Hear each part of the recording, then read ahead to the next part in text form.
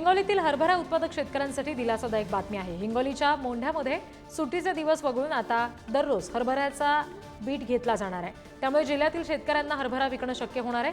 मोंढ्यामध्ये हरभऱ्याची आवक वाढल्यामुळे बाजार समितीने हा निर्णय घेतला। लातूर बाजार समितीमध्ये सोयाबीनची आवक स्थिर आहे, त्यामुळे दर सुद्धा 4000 वर स्थिरावलाय। मात्र सोयाबीन उत्पादक शेतकऱ्यांना आणखी दर वाढण्याची अपेक्षा आहे, त्यामुळे शेतकरी दर वाढण्याच्या प्रतीक्षेत आहेत। सध्या चालू दरामध्ये पुढचं गणित कसं जुळवायचं असा प्रश्न शेतकऱ्यांसमोर आहे। नांदेड जिल्ह्यामध्ये हळद काढणीला सुरुवात झाली आहे। त्याचवेळी आंध्र प्रदेशासह तेलंगणातील हळदीची आवक सुद्धा वाढली आहे। त्यामुळे बाजार समितीमध्ये हळदीच्या दरात घसरण होताना दिसते आणि या घसरणीमुळे हळद उत्पादक शेतकऱ्यांमध्ये चिंतेचं वातावरण आहे। नंदुरबारमध्ये केळी तोडणीला सुरुवात झालेली आहे। यावेळी केळीला चांगला भाव मिळत असल्याने शेतकऱ्यांमध्ये आनंदाचं वातावरण आहे। त्याचबरोबर उत्तर प्रदेशच्या प्रयागराजमध्ये सुरू असलेल्या सिंहस्थ कुंभमेळ्यामुळे केळीची मागणी वाढली आहे। सध्या केळी 2000 पेक्षा अधिक क्विंटलच्या दराने विकली जात आहे।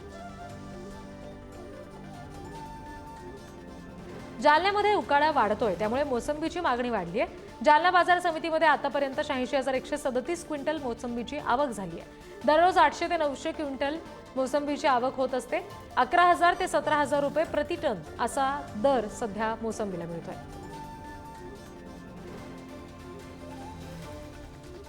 महाराष्ट्रामध्ये द्राक्षांचा हंगाम सुरू झालाय। सोनाका, माणिक चमन या लोकल द्राक्षाची खरेदी वाढली आहे। काळी द्राक्ष 140 रुपये तर हिरवी द्राक्ष 100 ते 120 रुपये किलो दराने विकली जात आहे। त्याच्यामुळे आगामी काळात सुद्धा द्राक्ष बाजारभाव टिकवून ठेवतील असा अंदाज आहे।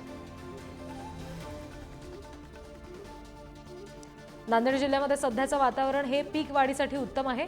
पोषक वातावरणामुळे गहू पीक जोमात बहरलेलं आहे। याशिवाय शेतकऱ्यांकडे पाण्यासाठी सुद्धा मुबलक प्रमाणात सध्या पाणी आहे आणि त्यामुळे खरीपामध्ये झालेलं नुकसान भरून काढण्याची ही संधी शेतकऱ्यांना मिळालेली आहे। सांगली आणि सातारा जिल्ह्यामध्ये सध्या हळद काढणीला गती आल्यामुळे बाजार समितीमध्ये हळदीची आवक वाढतीये। हंगामाच्या प्रारंभापासून हळदीला चांगले दर मिळतात, त्यामुळे हळद उत्पादक शेतकऱ्यांना दिलासा मिळालाय।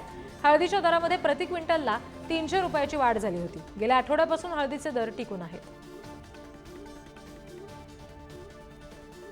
सिंधुदुर्ग जिल्ह्यामध्ये काजू बीच्या दरामध्ये स्थिरता आहे। परिपक्व काजू बीला 170 ते 180 रुपये किलो प्रति किलो असा दर मिळतोय आणि ओल्या काजू बीला 130 रुपयांचा दर मिळतोय। अजूनही उत्पादन अपेक्षेप्रमाणे वाढलेलं नाही, त्यामुळे दर वाढण्याची शक्यता आहे।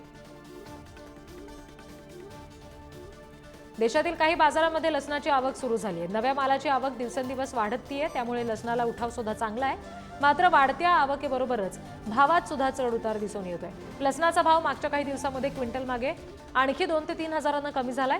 लसणाला प्रति क्विंटल सरासरी 8000 ते 10000च्या दरम्यान भाव मिळतोय।